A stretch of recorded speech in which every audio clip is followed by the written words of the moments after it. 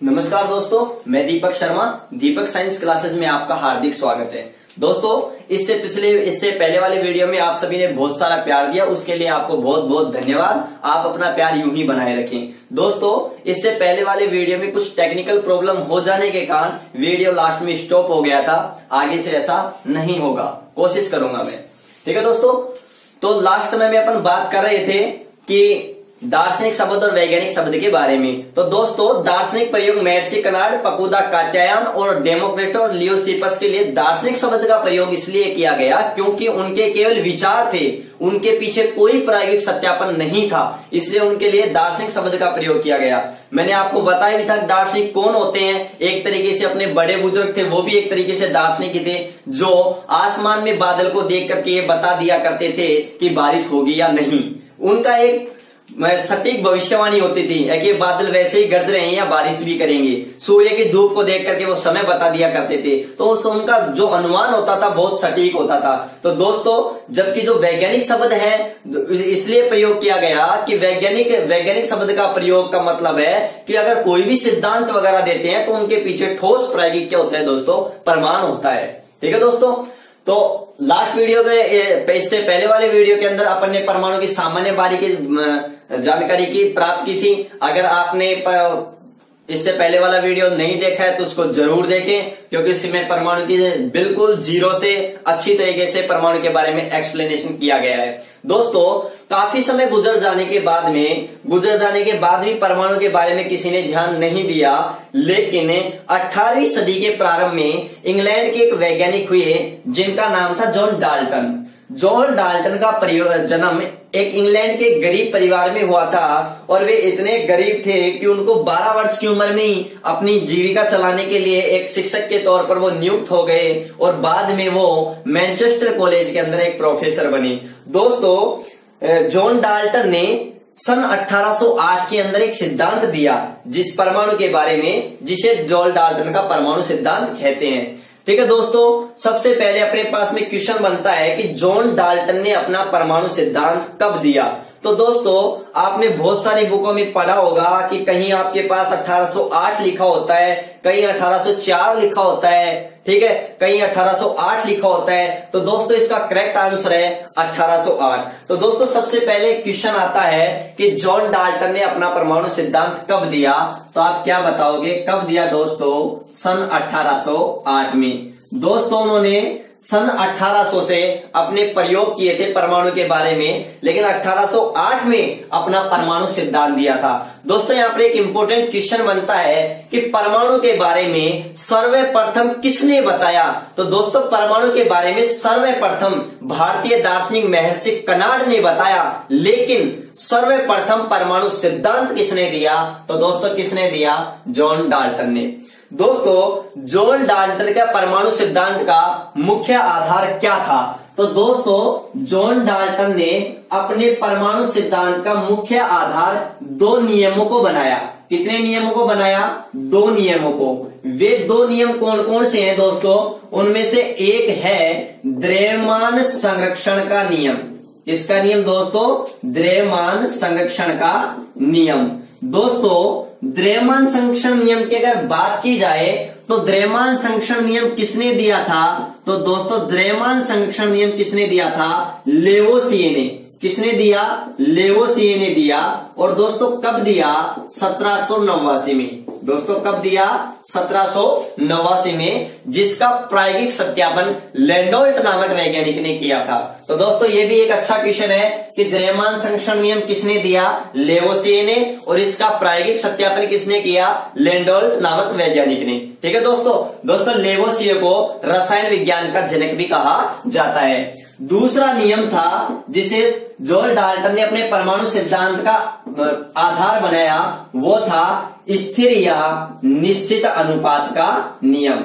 स्थिर या निश्चित अनुपात का नियम।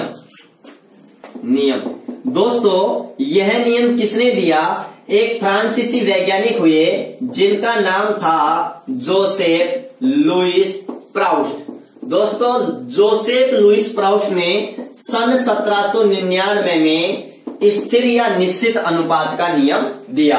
दोस्तों जॉर्ज डाल्टन ने अपने परमाणु सिद्धांत का मुख्य आधार इन दो नियमों को बनाया। एक था द्रव्यमान संरक्षण नियम और दूसरा था स्थिर या निश्चित अनुपात का नियम।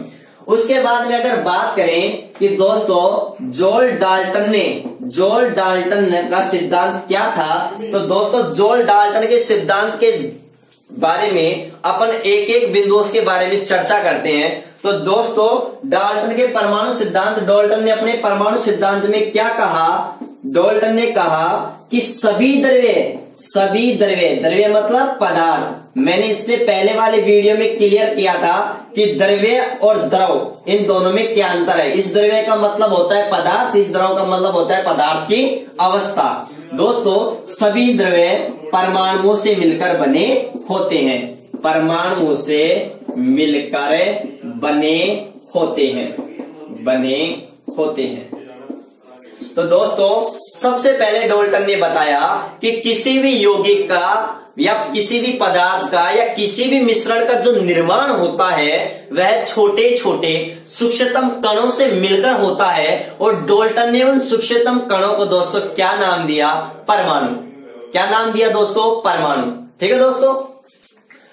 दूसरा बिंदु आता है जॉर्ज डाल्टन के परमाणु सिद्धांत का, और वह बिंदु क्या है कि परमाणु अविभाज्य कण है। क्या है दोस्तों? परमाणु अविभाज्य कण है। अविभाज्य कण का मतलब नॉन डिविजिबल पार्टिकल है जिसे हम आगे और विभाजित नहीं कर सकते। दोस्तों जॉर्ज डाल्टन ने अपना परमाणु सिद्धांत सन 1808 में दिया। उस समय परमाणु अविभाज्य कण था, लेकिन इलेक्ट्रॉन की खोज के बाद में यह सिद्ध हो गया कि परमाणु एक अविभाज्य कण नहीं है। परमाणु एक कैसा कण है? विभाज्य कण है, जिसे अपन मुख्यतः 3 मूल कणों इलेक्ट्रॉन, प्रोटॉन, न्यूट्रॉन में क्या कर सकते हैं? विभाजित कर सकते हैं, जिनके बारे में अध्ययन अपन आने वाले वीडियो में करेंगे। ठीक है दोस्तों। तो डाल्टन ने बताया कि परमाणु क्या है? अविभाज्य कण है, जिसे ना तो सर्जित किया जा सकता है,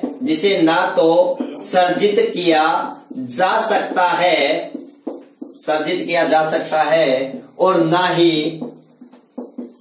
ही विनाश किया जा सकता है।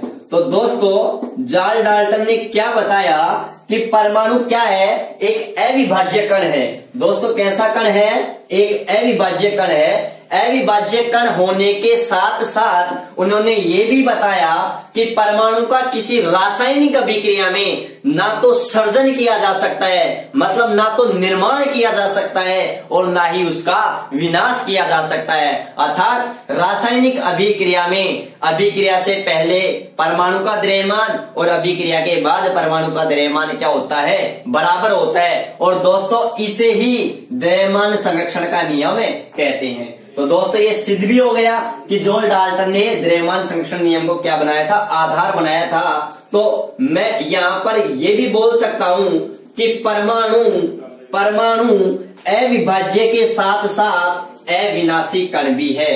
कैसा कण है दोस्तों? अविनाशी, जिसका विनाश नहीं किया जा सकता। उसके बाद में जॉर्ज डाल्टन ने क्या बताया कि सभी एक ही तत्व के सभी परमाणु समान होते हैं। क्या होते हैं दोस्तों? समान होते हैं, लेकिन भिन्न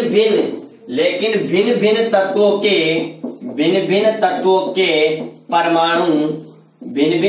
के परमाणु क्या होते हैं दोस्तों?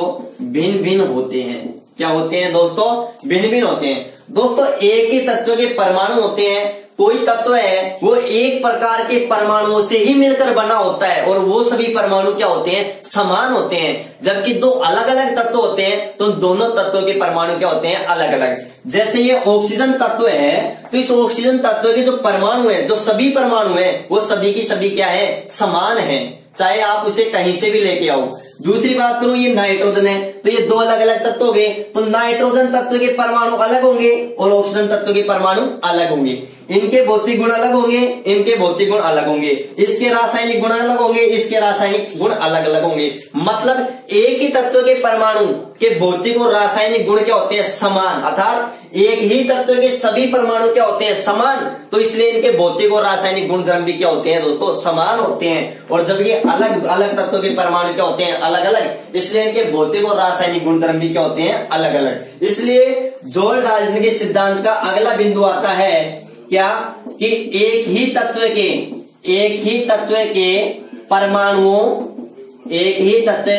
के परमाणुओं का द्रव्यमान एवं रासायनिक गुण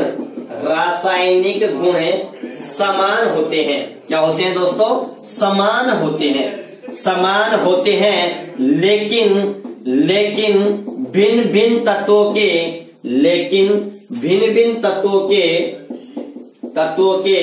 द्रव्यमान व रासायनिक गुण क्या होते हैं दोस्तों? भिन्न होते हैं या अलग अलग होते हैं। रासायनिक गुण भिन्न होते हैं। तो दोस्तों ये मैंने क्लियर कर दिया कि एक अपने पास ऑक्सीजन है, एक अपने पास नाइट्रोजन है। दोस्तों इन दोनों में देखो, एक तो होता है ऑक्सीजन, इसको अपन इन दोनों में अंतर है, इसे बोलते हैं या तो आप बोल दो सर ये ऑक्सीजन तत्व का प्रतीक है, या फिर ऐसे बोल दो कि सर ये ऑक्सीजन का क्या है? परमाणु है। तो ये तो है दोस्तों परमाणु, और ये क्या है दोस्तों? अणु।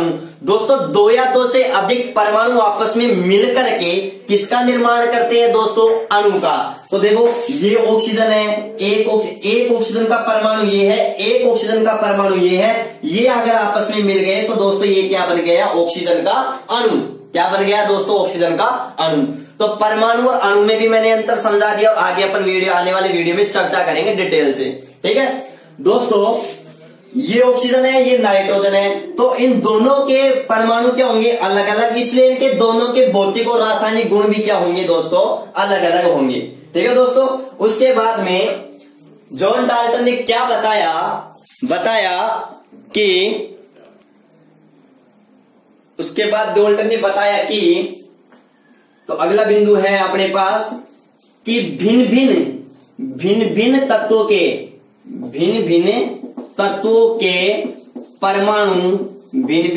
के परमाणु आपस में क्या बताया कि भिन्न भिन्न तत्वों के परमाणु आपस में पूर्ण संख्या के अनुपात में संयोग करके यौगिक बनाते हैं। क्या बनाते हैं दोस्तों? यौगिक बनाते हैं।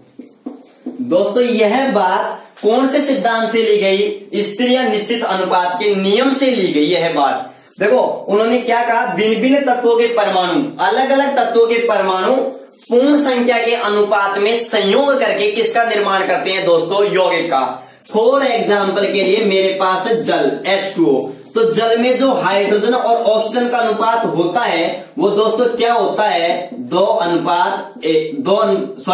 1:8। क्या होता है दोस्तों? 1:8। कैसे होता है? क्योंकि हाइड्रोजन का परमाणु क्रमांक 1 है, इसका द्रव्यमान संख्या भी कितनी होती है? 1। ऑक्सीजन का परमाणु क्रमांक क्या है? 8। ऑक्सीजन का द्रव्यमान संख्या कितनी होती है? 16। तो दोस्तों यहाँ पर हाइड्रोजन कितनी है? 2। एक हाइड्रोजन की द्रव्यमान संख्या 1 है, तो 2 हाइड्रोजन की द्रव्यमान संख्या कितनी होगी? 2।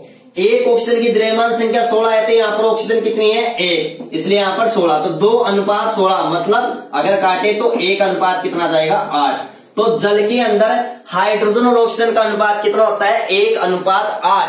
चाहे उस जल को आप किसी भी स्रोत से क्यों ना प्राप्त करो, चाहे आप कुएं से निकाल करके प्राप्त करो, चाहे आप बोरिंग से लेके आओ, चाहे उसे लद्दाख से लेके आओ, और चाहे इंग्लैंड से लेके आओ, उस जल का सूत्र क्या होगा? H2O, और उसमें हाइड्रोजन और ऑक्सीजन का अनुपात भी कितना होगा दोस्तों? 1:8। इसी प्रकार से अगर मैं एक और एग्जाम्पल बताऊं, अमोनिया में क्या है दोस्तों? नाइट्रोजन का परमाणु क्रमांक होता है 7 और द्रव्यमान संख्या कितनी होती है? 14। तो एक नाइट्रोजन के द्रव्यमान, एक ही नाइट्रोजन है तो द्रव्यमान संख्या 14, हाइड्रोजन एक है तो द्रव्यमान संख्या, एक हाइड्रोजन की एक है तो 3 की कितनी हो जाएगी 3। तो दोस्तों अमोनिया में नाइट्रोजन और हाइड्रोजन का अनुपात कितना होता है 14:3। ठीक है दोस्तों, अगर वो क्वेश्चन ऐसे पूछ ले तो हाइड्रोजन और नाइट्रोजन का अनुपात कितना होगा तो उल्टा हो जाएगा, 14:3:14 हो जाएगा। क्लियर दोस्तों? ओके, नेक्स्ट बिंदु क्या है कि परमाणु द्रव्य की सबसे छोटी इकाई है। क्या है? सबसे छोटी इकाई है। तो डाल्टन ने बताया कि किसी भी पदार्थ या द्रव्य की सबसे छोटी इकाई किसे कहते हैं, तो आप क्या बताओगे दोस्तों? किसको कहते हैं दोस्तों? परमाणु को। ये बात अच्छे से याद रखना, एग्जाम में क्वेश्चन पूछता है कि पदार्थ की सबसे सूक्ष्मतम इकाई क्या है दोस्तों, तो क्या बताओगे आप? परमाणु होती है। उसके बाद में डाल्टन ने एक लास्ट बात और बताई, और वो बात क्या थी? वो बात ये थी कि परमाणु रासायनिक अभिक्रिया में क्या लेते हैं? भाग लेते हैं। परमाणु रासायनिक अभिक्रिया में भाग लेते हैं। दोस्तों यह बात आज भी सत्य है। रासायनिक अभिक्रिया में कौन भाग लेते हैं दोस्तों? तो आप क्या बताओगे? परमाणु। तो दोस्तों आज अपने किसके बारे में पढ़ा है? जॉन डाल्टन के बारे में। दोस्तों अगर वीडियो पसंद आया है तो लाइक करें, शेयर करें, कमेंट करें और सब्सक्राइब करें और ज्यादा से ज्यादा शेयर करें। अगर बेल आइकन को नहीं दबाया है तो जरूर दबा लें, जिससे मैं जैसे ही यहाँ पर वीडियो अपलोड करता हूं तो आपको नोटिफिकेशन आपको तुरंत मिल जाए। तो दोस्तों आने वाले नेक्स्ट वीडियो के अंदर अपन परमाणु के कुछ मूल कणों के बारे में क्या करेंगे? चर्चा करेंगे। Thank you.